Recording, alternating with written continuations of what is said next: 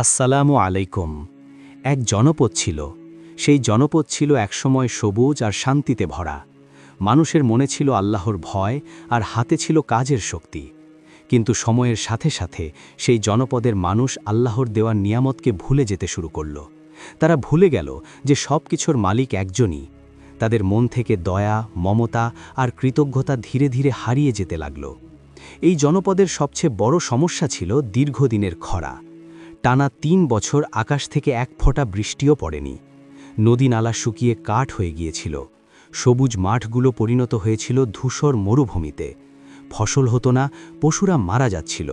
মানুষের মুখে হাসি ছিল না, ছিল শুধু হতাশা আর ভয়। জনপদের মানুষ একে অপরের দিকে শুধু অভিযোগের দৃষ্টিতে তাকাত। তারা ভুলে গিয়েছিল যে এই বিপদ তাদের নিজেদের পাপের ফল হতে পারে। জনপদের মধ্যে একজন মানুষ ছিলেন যার নাম ছিল সালেহ। সালেহ ছিলেন একজন সাধারণ কৃষক। তার সম্পদ ছিল সামান্য, কিন্তু তার ঈমান ছিল পাহাড়ের মতো মজবুত। যখন জনপদের সবাই হতাশায় ডুবে যাচ্ছিল, তখনও সালেহ প্রতিদিন ভোরে উঠে আল্লাহর কাছে দোয়া করতেন। তিনি জানতেন এই বিপদ আল্লাহর পক্ষ থেকে পরীক্ষা। তিনি বিশ্বাস করতেন আল্লাহ অবশ্যই তাদের এই বিপদ থেকে মুক্তি দেবেন। সালেহ জনপদের মানুষকে বোঝানোর চেষ্টা করতেন। তিনি বলতেন, ভাইয়েরা, আমরা কেন আল্লাহর কাছে ক্ষমা চাইছি না? আমরা কেন আমাদের ভুলগুলো শুধরে নিচ্ছি না? আল্লাহ ছাড়া আমাদের আর কে সাহায্য করতে পারে? কিন্তু জনপদের মানুষ তার কথা শুনত না। তারা সালেহকে নিয়ে হাসি ঠাট্টা করত। তারা বলতো, সালেহ, তোমার আল্লাহ যদি এতই দয়ালু হন, তবে কেন তিনি আমাদের উপর এত কষ্ট দিচ্ছেন? তোমার দোয়া তো কোনো কাজ করছে না। সালেহ তাদের কথায় কষ্ট পেতেন, কিন্তু তিনি কখনো হতাশ হতেন না। তিনি জানতেন আল্লাহর কাছে দোয়া করা কখনো বৃথা যায় না। তিনি আরও বেশি করে আল্লাহর ইবাদত করতে লাগলেন। তিনি ভাবলেন, হয়তো তার একার ইবাদত যথেষ্ট নয়।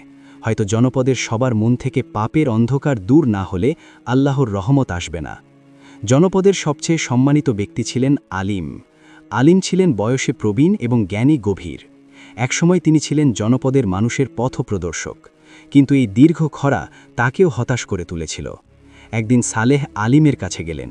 আপনি কেন তাদের বলছেন না যে এই বিপদ থেকে বাঁচার একমাত্র পথ হলো আল্লাহর কাছে ফিরে যাওয়া? আলিম দীর্ঘশ্বাস ফেলে বললেন, সালেহ, আমি অনেক চেষ্টা করেছি, কিন্তু মানুষের মন এখন পাথরের মতো শক্ত হয়ে গেছে। তারা শুধু নিজেদের কষ্ট দেখে, আল্লাহর কুদরত দেখতে পায় না। আমার নিজেরও এখন আর কোনো আশা নেই। আমি ক্লান্ত সালেহ, আমি আর পারছি না। সালেহ আলিমের কথা শুনে খুব দুঃখ পেলেন। তিনি বুঝতে পারলেন জনপদের মানুষের মন থেকে ঈমান প্রায় চলে গেছে। তাদের মনে এখন শুধু দুনিয়ার চিন্তা। সালেহ তখন এক কঠিন সিদ্ধান্ত নিলেন। তিনি ভাবলেন, যদি জনপদের মানুষ আল্লাহর কাছে না ফেরে, তবে তিনি একাই আল্লাহর কাছে যাবেন। তিনি একাই আল্লাহর কাছে এমনভাবে দোয়া করবেন যাতে আল্লাহ এই জনপদের উপর দয়া করেন। সালেহ তার সামান্য খাবার আর পানি নিয়ে জনপদ থেকে বের হয়ে গেলেন। তিনি ঠিক করলেন তিনি এমন এক জায়গায় যাবেন যেখানে শুধু আল্লাহ আর তিনি থাকবেন। তিনি এমন এক নির্জন স্থানে যাবেন যেখানে তার দোয়া সরাসরি আল্লাহর কাছে পৌঁছবে। জনপদের মানুষ তাকে যেতে দেখল, কিন্তু কেউ তাকে আটকাল না। বরং কেউ কেউ হাসল, কেউ কেউ করুণা দেখালো। তারা ভাবল সালেহ পাগল হয়ে গেছে। সালেহ হাঁটতে লাগলেন। তার পথ ছিল কঠিন, চারদিকে শুধু শুকনো মাটি আর কাঁটা।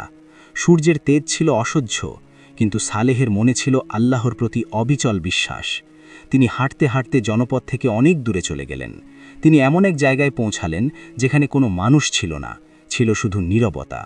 সেই নীরবতার মধ্যে সালেহ আল্লাহর কাছে নিজের মনের কথা বলতে শুরু করলেন। সালেহ মাটিতে লুটিয়ে পড়লেন। তার চোখ থেকে পানি ঝরতে লাগল। তিনি কাঁদতে কাঁদতে বললেন, হে আল্লাহ, তুমি তো সব জানো, তুমি তো সব দেখো। এই জনপদের মানুষ ভুল করেছে, কিন্তু তুমি তো দয়ালু, তুমি তো ক্ষমাশীল। তুমি তাদের দয়া করো, তুমি তাদের ক্ষমা করে দাও। আমি জানি আমার কোনো ক্ষমতা নেই, কিন্তু তোমার কুদরত তো অসীম। তোমার কুদরতে এই জনপদের মানুষের জীবন বদলে দাও। তাদের উপর রহম করো, হে আল্লাহ। সালেহ ৩ দিন ধরে সেই নির্জন স্থানে না খেয়ে না ঘুমিয়ে আল্লাহর কাছে দোয়া করতে লাগলেন। তার শরীর দুর্বল হয়ে গেল, কিন্তু তার মন ছিল শান্ত। তিনি জানতেন তার দোয়া আল্লাহ অবশ্যই শুনবেন। ৩ দিন পর যখন সালেহ প্রায় জ্ঞান হারানোর পথে, তখন তিনি আকাশে এক অদ্ভুত আলো দেখতে পেলেন। সেই আলো ছিল খুব উজ্জ্বল, কিন্তু চোখ ধাঁধানো নয়। সেই আলো যেন আল্লাহর পক্ষ থেকে এক ইশারা। সালেহ বুঝতে পারলেন তার দোয়া কবুল হয়েছে। সালেহ যখন সেই অলৌকিক আলো দেখলেন তখন তার দুর্বল শরীরে এক নতুন শক্তি অনুভব করলেন। সেই আলো যেন তার হৃদয়ে এক শীতল শান্তি এনে দিল। তিনি বুঝতে পারলেন তার দোয়া কবুল হয়েছে। কিন্তু আল্লাহ তাকে কি করতে বলেছেন? সেই আলো ধীরে ধীরে একটি শব্দের রূপ নিল। শব্দটি ছিল এমন, ফিরে যাও, তোমার জনপদের মানুষকে বলো তারা যেন তাদের পাপের জন্য অনুতপ্ত হয় এবং একে অপরের প্রতি দয়াশীল হয়। তাদের মধ্যে যে সবচেয়ে বেশি পাপী তাকে খুঁজে বের করো, তার অনুশোচনা ছাড়া রহমত আসবে না। সালেহ এই বার্তা শুনে কেঁপে উঠলেন। তিনি ভাবলেন, জনপদের সবচেয়ে পাপী মানুষটিকে খুঁজে বের করা কি তার পক্ষে সম্ভব? তিনি তো কারো পাপের বিচারক নন। কিন্তু তিনি আল্লাহর ইশারা অমান্য করতে পারলেন না। তিনি আল্লাহর উপর ভরসা রেখে আবার জনপদের দিকে হাঁটতে শুরু করলেন। এবার তার হাঁটার গতি ছিল অন্যরকম। শরীরে ক্লান্তি ছিল, কিন্তু মনে ছিল এক অদম্য সাহস। তিনি জানতেন আল্লাহ তার সাথে আছেন। পথ চলতে চলতে তিনি আল্লাহর দেওয়া বার্তাটি বারবার মনে মনে আওড়াতে লাগলেন, তাদের মধ্যে যে সবচেয়ে বেশি পাপী তাকে খুঁজে বের করো। জনপদের কাছাকাছি এসে সালেহ দেখলেন পরিস্থিতি আরও খারাপ হয়েছে। মানুষজন আরও বেশি হতাশ, আরও বেশি রাগান্বিত। তারা একে অপরের সাথে ঝগড়া করছে সামান্য এক মুঠো খাবারের জন্য। জনপদের প্রধানরা নিজেদের মধ্যে ক্ষমতা নিয়ে লড়াই করছে। আল্লাহর ভয় তাদের মন থেকে পুরোপুরি চলে গেছে। সালেহ যখন জনপদের মাঝখানে পৌঁছলেন তখন সবাই তাকে দেখে অবাক হল। তারা ভেবেছিল সালেহ হয়তো আর ফিরবেন না। কেউ কেউ তাকে দেখে হাসল, কেউ কেউ করুণা দেখালো। জনপদের প্রধানরা সালেহকে ডেকে পাঠালেন। প্রধানদের মধ্যে সবচেয়ে প্রভাবশালী ছিলেন একজন, যার নাম ছিল কায়েস। কায়েস সালেহকে জিজ্ঞাসা করলেন, কি ব্যাপার সালেহ, তুমি তো আমাদের ছেড়ে চলে গিয়েছিলে, এখন কেন ফিরে এলে? তোমার সেই আল্লাহ কি বৃষ্টি পাঠিয়েছেন? কায়েসের কথায় ছিল ব্যঙ্গ আর অহংকার। সালেহ শান্তভাবে বললেন, আমি ফিরে এসেছি আল্লাহর বার্তা নিয়ে। আল্লাহ আমাদের উপর দয়া করতে চান, কিন্তু তার আগে আমাদের নিজেদের শুধরে নিতে হবে। কায়েস হেসে উঠলেন। তার সাথে অন্য প্রধানরাও হাসতে লাগলেন। কায়েস বললেন, কি বার্তা? তোমার সেই অলৌকিক আলো কি তোমাকে কোনো গুপ্তধন এনে দিয়েছে? আমাদের এখন বৃষ্টি দরকার, বার্তা নয়। সালেহ তখন আল্লাহ দেওয়া বার্তাটি তাদের শোনালেন। তিনি বললেন, আল্লাহ বলেছেন আমরা যেন আমাদের পাপের জন্য অনুতপ্ত হই এবং একে অপরের প্রতি দয়াশীল হই। আর তিনি আরও বলেছেন আমাদের মধ্যে যে সবচেয়ে বেশি পাপী তাকে খুঁজে বের করতে হবে, তার অনুশোচনা ছাড়া রহমত আসবে না। সালেহের কথা শুনে জনপদের মানুষজন একে অপরের দিকে তাকাতে লাগল। সবাই ভাবল, কে সেই সবচেয়ে পাপী? কায়েস তখন অহংকার করে বললেন, সালেহ, তুমি কি বলতে চাইছো যে আমরা সবাই পাপী? আমরা তো সবাই আল্লাহর ইবাদাত করি, তুমি কাকে পাপী বলছ? সালেহ বললেন, আমি কাউকে পাপী বলছি না। আল্লাহ বলেছেন আমাদের মধ্যে যে সবচেয়ে বেশি পাপী তাকে খুঁজে বের করতে। আমি শুধু আল্লাহর বার্তা পৌঁছে দিচ্ছি। জনপদের মানুষজন তখন নিজেদের মধ্যে আলোচনা শুরু করল। তারা একে অপরের দিকে সন্দেহের চোখে তাকাতে লাগল। কেউ কেউ ভাবল কায়েস হয়তো সেই পাপী, কেউ কেউ ভাবল অন্য কোনো প্রধান হয়তো সেই পাপী। জনপদের মধ্যে এক নতুন অশান্তি শুরু হলো। সবাই একে অপরের উপর দোষ চাপাতে লাগল। সালেহ বুঝতে পারলেন তার কাজটা খুব কঠিন। যদি তিনি ভুল মানুষকে পাপী হিসাবে চিহ্নিত করেন তবে জনপদের মানুষ তাকে মেরে ফেলবে, আর যদি তিনি কাউকে চিহ্নিত না করেন তবে আল্লাহর রহমত আসবে না। সালেহ তখন আল্লাহর কাছে সাহায্য চাইলেন। সালেহ তখন জনপদের মানুষকে বললেন, আমি তোমাদের বিচারক নই, আমি শুধু আল্লাহর বার্তা পৌঁছে দিচ্ছি। আমি তোমাদের একটি সুযোগ দিতে চাই। তোমরা সবাই আল্লাহর কাছে দোয়া করো, তোমরা সবাই নিজেদের পাপের জন্য অনুতপ্ত হও, আর তোমরা সবাই একে অপরের প্রতি দয়াশীল হও। যদি তোমরা তা করো তবে আল্লাহ হয়তো তোমাদের ক্ষমা করে দেবেন। কিন্তু জনপদের মানুষজন সালেহের কথা শুনল না। তারা শুধু সেই পাপী মানুষটিকে খুঁজে বের করতে চাইল। তারা ভাবল যদি সেই পাপী মানুষটিকে শাস্তি দেওয়া যায় তবেই বৃষ্টি আসবে। তাদের মন থেকে অহংকার আর লোভ দূর হল না। সালেহ তখন এক কঠিন সিদ্ধান্ত নিলেন। তিনি ভাবলেন যদি জনপদের মানুষ নিজেদের পাপ স্বীকার না করে তবে তিনি নিজেই সেই পাপী মানুষটির দায়িত্ব নেবেন। তিনি ভাবলেন যদি তিনি নিজেকে পাপী হিসেবে স্বীকার করেন তবে হয়তো আল্লাহর রহমত আসবে। সালেহ তখন সবার সামনে দাঁড়িয়ে বললেন, তোমরা সবাই আমাকে নিয়ে হাসি ঠাট্টা করো, তোমরা সবাই আমাকে পাগল বলো, তোমরা সবাই আমাকে দুর্বল ভাবো, কিন্তু আমি তোমাদের বলতে চাই আমি তোমাদের মধ্যে সবচেয়ে বেশি পাপী। আমার পাপের কারণেই হয়তো আল্লাহ তোমাদের উপর এই বিপদ দিয়েছেন। তোমরা আমাকে শাস্তি দাও, তোমরা আমাকে মেরে ফেলো, কিন্তু তোমরা আল্লাহর কাছে ফিরে যাও। সালেহের এই আত্মত্যাগ জনপদের মানুষের মনে এক নতুন চিন্তা এনে গেল। তারা ভাবল, যদি সালেহের মতো একজন ভালো মানুষ নিজেকে পাপী হিসেবে স্বীকার করতে পারে, তবে তারা কেন পারবে না? তাদের মনে অনুশোচনা শুরু হলো। তারা একে অপরের দিকে তাকাতে লাগল। তাদের মনে দয়া আর মমতা ফিরে আসতে লাগল। ঠিক সেই মুহূর্তে যখন জনপদের মানুষজন অনুশোচনা করতে শুরু করল, তখন আকাশ কালো হয়ে গেল, মেঘ জমতে শুরু করল। জনপদের মানুষজন অবাক হয়ে আকাশের দিকে তাকাল। তারা ভাবল, এ কি হচ্ছে? এ তো আল্লাহর কুদরাত। আকাশ কালো হয়ে গেল, মেঘের গর্জন শোনা গেল। জনপদের মানুষজন অবাক হয়ে আকাশের দিকে তাকাল। তাদের চোখে ছিল অবিশ্বাস আর ভয়। তারা ভাবল, এ কি হচ্ছে? এ তো আল্লাহর কুদরত। মুহূর্তের মধ্যে শুরু হল মুষলধারে বৃষ্টি। সেই বৃষ্টি ছিল রহমতের বৃষ্টি। শুকনো মাটি যেন জীবন ফিরে পেল। মানুষজন আনন্দে চিৎকার করে উঠল। তারা দৌড়ে গিয়ে বৃষ্টিতে ভিজতে লাগল। তাদের চোখে ছিল আনন্দাশ্রু। সালে মাটিতে লুটিয়ে পড়লেন। তিনি আল্লাহর কাছে শুকরিয়া আদায় করলেন। তিনি বুঝতে পারলেন আল্লাহর কুদরত কত অসীম। জনপদের মানুষজন তখন সালের কাছে ছুটে এল। তারা সালেকে জড়িয়ে ধরল। তারা তাদের ভুলের জন্য ক্ষমা চাইল। কায়েস, যিনি একসময় সালেকে নিয়ে হাসি ঠাট্টা করতেন, তিনিও এসে সালের হাত ধরে বললেন, সালেহ, তুমি আমাদের বাঁচিয়েছ, তুমি আমাদের চোখ খুলে দিয়েছ। আমরা বুঝতে পেরেছি আমরা কত বড় ভুল করেছি। বৃষ্টি থামল। জনপদের মানুষজন নতুন করে জীবন শুরু করল। তারা আল্লাহর কাছে ক্ষমা চাইল। তারা একে অপরের প্রতি দয়াশীল হল। তারা বুঝতে পারল আল্লাহর রহমত পেতে হলে নিজেদের শুধরে নিতে হবে। জনপদের মানুষজন সালেকে তাদের নেতা হিসেবে মেনে নিল। তারা বলল, সালেহ, তুমি আমাদের পথ দেখাও, তুমি আমাদের শেখাও কিভাবে আল্লাহর পথে চলতে হয়। সালে তখন তাদের শেখাতে লাগলেন। তিনি তাদের বললেন, আল্লাহর রহমত ক্ষণস্থায়ী নয়। যদি আমরা আবার ভুল করি, তবে আল্লাহ আবার আমাদের উপর কঠিন পরীক্ষা দেবেন। আমাদের সব সময় আল্লাহর পথে চলতে হবে। আমাদের সব সময় একে অপরের প্রতি দয়াশীল হতে হবে। জনপদের মানুষজন নতুন করে জীবন শুরু করল। তারা ফসল ফলাতে লাগল। তারা পশু পালন করতে লাগল।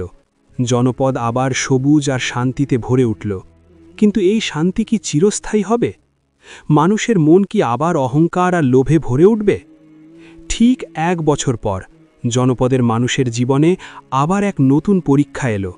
এবার পরীক্ষা ছিল ভিন্ন ধরনের। জনপদের প্রধানরা আবার নিজেদের মধ্যে ক্ষমতা নিয়ে লড়াই শুরু করল। তারা ভুলে গেল যে 1 বছর আগে তারা আল্লাহর কাছে কি ওয়াদা করেছিল। তারা ভুলে গেল যে সালে তাদের কি শিখিয়েছিলেন। কায়েস, যিনি একসময় সালের কাছে ক্ষমা চেয়েছিলেন, তিনি আবার অহংকারী হয়ে উঠলেন। তিনি ভাবলেন, বৃষ্টি তো এসেছে, এখন আর সালের দরকার নেই, আমরা নিজেরাই নিজেদের জনপদ চালাতে পারি। কায়েস এবং অন্য প্রধানরা মিলে সালেকে আবার দূরে সরিয়ে দিতে চাইলেন। তারা ভাবল, সালে তাদের ক্ষমতা কেড়ে নিতে পারেন। সালে বুঝতে পারলেন মানুষের মন খুব দুর্বল। তারা খুব সহজে আল্লাহর দেওয়া নিয়ামতকে ভুলে যায়। তিনি আবার জনপদের মানুষকে বোঝানোর চেষ্টা করলেন। তিনি বললেন, ভাইয়েরা, তোমরা আবার ভুল করছ। তোমরা আবার আল্লাহর দেওয়া নিয়ামতকে ভুলে যাচ্ছ। যদি তোমরা আবার ভুল করো, তবে আল্লাহ আবার তোমাদের উপর কঠিন পরীক্ষা দেবেন। কিন্তু জনপদের মানুষজন এবার সালের কথা শুনল না। তারা কায়েসের কথায় বিশ্বাস করল। তারা ভাবল, কায়েস তাদের জন্য আরও ভালো কিছু করতে পারবেন। তারা ভুলে গেল যে কায়েসের অহংকারই তাদের জীবনে বিপদ এনেছিল। সালে তখন জনপদ ছেড়ে আবার সেই নির্জন স্থানে চলে গেলেন। তিনি ভাবলেন, যদি জনপদের মানুষ নিজেদের শুধরে না নেয়, তবে তিনি একাই আল্লাহর কাছে দোয়া করবেন। তিনি আল্লাহর কাছে শক্তি চাইলেন। তিনি আল্লাহর কাছে চাইলেন যেন আল্লাহ জনপদের মানুষকে আবার সঠিক পথে ফিরিয়ে আনেন। সালে যখন নির্জন স্থানে পৌঁছালেন, তখন তিনি দেখলেন সেখানে এক বৃদ্ধ বসে আছেন। বৃদ্ধের মুখ ছিল শান্ত আর উজ্জ্বল। বৃদ্ধ সালেকে দেখে হাসলেন। বৃদ্ধ বললেন, সালেহ, তুমি আবার ফিরে এসেছ। আমি জানতাম তুমি আসবে। সালে অবাক হয়ে বৃদ্ধের দিকে তাকালেন। তিনি বললেন, আপনি কে? আপনি কিভাবে জানেন যে আমি আসব? বৃদ্ধ বললেন, আমি আল্লাহর একজন বান্দা। আমি তোমার দোয়া শুনেছি। আমি জানি তুমি কেন ফিরে এসেছ। তুমি হতাশ হও না সালেহ। আল্লাহর কুদরত অসীম। তিনি তোমার জনপদের মানুষকে আবার সঠিক পথে ফিরিয়ে আনবেন, কিন্তু তার আগে তাদের আরও একটি কঠিন পরীক্ষা দিতে হবে। সালে বৃদ্ধের কথা শুনে শান্ত হলেন। তিনি বুঝতে পারলেন আল্লাহ তাকে সাহায্য করার জন্য এই বৃদ্ধকে পাঠিয়েছেন। সালে তখন বৃদ্ধের কাছে জানতে চাইলেন, কি সেই পরীক্ষা?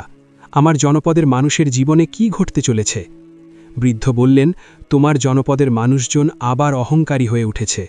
তারা ভুলে গেছে যে আল্লাহর রহমত ছাড়া তারা কিছুই করতে পারে না। আল্লাহ তাদের উপর এক নতুন বিপদ দেবেন। সেই বিপদ হবে এমন যা তাদের ঈমানের আসল পরীক্ষা নেবে।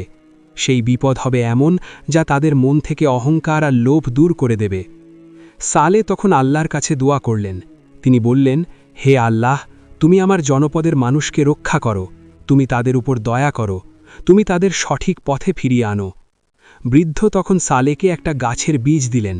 বৃদ্ধ বললেন, সালেহ, এই বীজটি তোমার জনপদের মাঝখানে পুঁতে দাও। এই বীজটি হবে তোমার জনপদের মানুষের ঈমানের প্রতীক। যদি তারা আল্লাহর পথে থাকে তবে এই বীজ থেকে একটি বিশাল গাছ জন্মাবে, আর যদি তারা আল্লাহর পথ থেকে সরে যায় তবে এই বীজটি শুকিয়ে যাবে। সালে বৃদ্ধের কাছ থেকে বীজটি নিলেন। তিনি আল্লাহর কাছে শুকরিয়া আদায় করলেন। তিনি বুঝতে পারলেন আল্লাহর কুদরত কত অসীম। সালে আবার জনপদের দিকে হাঁটতে শুরু করলেন। তার মনে ছিল এক নতুন আশা, এক নতুন বিশ্বাস। তিনি জানতেন আল্লাহর কুদরত অবশ্যই এই জনপদের মানুষের জীবন বদলে দেবে। সালে সেই বীজটি নিয়ে জনপদে ফিরে এলেন। তার মনে ছিল এক নতুন আশা, এক নতুন বিশ্বাস। তিনি জানতেন আল্লাহর কুদরত অবশ্যই এই জনপদের মানুষের জীবন বদলে দেবে। জনপদের মানুষজন সালেহকে দেখে অবাক হল। তারা ভাবল, সালেহ আবার কেন ফিরে এলেন? কায়েস এবং অন্য প্রধানরা সালেহকে দেখে খুশি হল না। তারা ভাবল, সালেহ আবার তাদের ক্ষমতা কেড়ে নিতে এসেছেন। সালেহ জনপদের মাঝখানে গেলেন। তিনি সবার সামনে সেই বীজটি বের করলেন। তিনি বললেন, ভাইয়েরা, আমি তোমাদের জন্য আল্লাহর পক্ষ থেকে একটি উপহার এনেছি। এই বীজটি হবে তোমাদের ঈমানের প্রতীক। যদি তোমরা আল্লাহর পথে থাকো তবে এই বীজ থেকে একটি বিশাল গাছ জন্মাবে, আর যদি তোমরা আল্লাহর পথ থেকে সরে যাও তবে এই বীজটি শুকিয়ে যাবে। সালেহ জনপদের মানুষের সাহায্য চাইলেন, কিন্তু কায়েস এবং অন্য প্রধানরা সালেহকে সাহায্য করতে রাজি হল না। তারা বলল, সালেহ, তুমি আবার আমাদের সাথে কি খেলা শুরু করেছ? আমরা কোনো বীজ চাই না, আমরা চাই আমাদের জনপদের উন্নতি হোক। সালেহ তখন একাই সেই বীজটি জনপদের মাঝখানে পুঁতে দিলেন। তিনি আল্লাহর কাছে দোয়া করলেন যেন আল্লাহ এই বীজটিকে রক্ষা করেন। জনপদের মানুষজন সালেহকে নিয়ে হাসি ঠাট্টা করতে লাগল। তারা ভাবল, সালেহ সত্যি পাগল হয়ে গেছেন। কিন্তু কয়েকদিন পর সেই বীজ থেকে একটি ছোট চারা গাছ জন্মালো। চারা গাছটি ছিল খুব সুন্দর, সবুজ আর সতেজ। জনপদের মানুষজন অবাক হল। তারা ভাবল, এ কি হচ্ছে? এ তো আল্লাহর কুদরত। চারা গাছটি দ্রুত বড় হতে লাগল। প্রতিদিন সকালে মানুষজন দেখত গাছটি আরও বড় হয়েছে। গাছটির পাতা ছিল সবুজ আর সতেজ। গাছটির ছায়া ছিল শীতল আর আরামদায়ক। জনপদের মানুষজন গাছটির নিচে এসে বসত। তারা গাছটির ছায়ায় বিশ্রাম নিত। গাছটি যেন জনপদের মানুষের মনে এক নতুন আশা জাগিয়ে তুলল। কিন্তু কায়েস এবং অন্য প্রধানরা গাছটিকে দেখে খুশি হল না। তারা ভাবল, এই গাছটি সালেহের ক্ষমতা বাড়াচ্ছে। তারা ভাবল, এই গাছটি তাদের ক্ষমতা কেড়ে নিতে পারে। তারা সিদ্ধান্ত নিল গাছটিকে কেটে ফেলবে। কায়েস জনপদের মানুষকে বোঝানোর চেষ্টা করলেন। তিনি বললেন, এই গাছটি আমাদের জন্য বিপদ ডেকে আনবে। এই গাছটি আমাদের জনপদের উন্নতিতে বাধা দেবে। আমাদের এই গাছটিকে কেটে ফেলতে হবে। জনপদের মানুষজন কায়েসের কথায় বিশ্বাস করল না। তারা বলল, এই গাছটি আল্লাহর পক্ষ থেকে উপহার। এই গাছটি আমাদের জীবন বদলে দিয়েছে। আমরা এই গাছটিকে কাটতে দেব না। কায়েস তখন তার অনুসারীদের নিয়ে গাছটিকে কেটে ফেলার চেষ্টা করলেন। কিন্তু যখনই তারা গাছটির কাছে যেত তখনই তাদের শরীরে এক অদ্ভুত শক্তি অনুভব করত। তারা গাছটির কাছে যেতে পারত না। তারা বুঝতে পারল এই গাছটি আল্লাহর পক্ষ থেকে রক্ষা করা হচ্ছে। কায়েস তখন অন্য পথ খুঁজলেন। তিনি ভাবলেন, যদি গাছটিকে কাটা না যায় তবে গাছটিকে শুকিয়ে ফেলতে হবে। তিনি তার অনুসারীদের নিয়ে গাছটির গোড়ায় বিষ ঢেলে দিলেন। তারা ভাবল, এবার গাছটি অবশ্যই শুকিয়ে যাবে। কিন্তু পরের দিন সকালে মানুষজন দেখল গাছটি আরও বড় হয়েছে। গাছটির পাতা ছিল আরও সবুজ আর সতেজ। গাছটির ছায়া ছিল আরও শীতল আর আরামদায়ক। জনপদের মানুষজন গাছটির নিচে এসে বসত। তারা গাছটির ছায়ায় বিশ্রাম নিত। গাছটি যেন জনপদের মানুষের মনে এক নতুন আশা জাগিয়ে তুলল। তিনি বুঝতে পারলেন তিনি আল্লাহর সাথে লড়াই করতে পারবেন না। তিনি তখন সালেহের কাছে গেলেন। কায়েস সালেহের কাছে ক্ষমা চাইলেন। তিনি বললেন, সালেহ, আমি ভুল করেছি। আমি বুঝতে পেরেছি তুমি আল্লাহর পথে আছো, তুমি আমাকে ক্ষমা করে দাও। সালেহ কায়েসকে ক্ষমা করে দিলেন। তিনি বললেন, কায়েস, আমি তোমাকে ক্ষমা করে দিলাম, কিন্তু তুমি আল্লাহর কাছে ক্ষমা চাও, আল্লাহ ক্ষমাশীল। কায়েস তখন আল্লাহর কাছে ক্ষমা চাইলেন। তিনি তার ভুল শুধরে নিলেন। তিনি জনপদের মানুষের সাথে মিলেমিশে কাজ করতে লাগলেন। জনপদের মানুষজন আবার শান্তিতে বসবাস করতে লাগল। গাছটি আরও বড় হতে লাগল। গাছটির ফল ছিল মিষ্টি আর সুস্বাদু।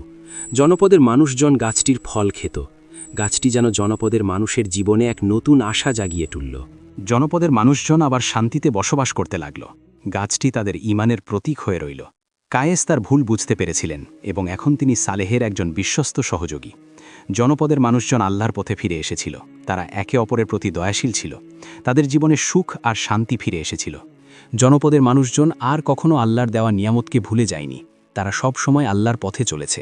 তারা সব সময় একে অপরের প্রতি দয়াশীল ছিল। জনপদ কি আবার সবুজ আর শান্তিতে ভরে উঠল। সালেহ তাদের নেতা হিসেবে রইলেন। তিনি তাদের সব সময় আল্লাহর পথে চলার উপদেশ দিতেন। সালেহ জানতেন আল্লাহর কুদরত অসীম। আল্লাহর উপর ভরসা রাখলে আল্লাহ অবশ্যই সাহায্য করেন। আল্লাহর পথে চললে আল্লাহ অবশ্যই রহমত করেন। এই জনপদের মানুষের জীবন বদলে গিয়েছিল আল্লাহর কুদরতে। এই গল্প প্রমাণ করে, যখন সব আশা শেষ হয়ে যায় তখনই শুরু হয় আল্লাহর অসীম ক্ষমতার খেলা।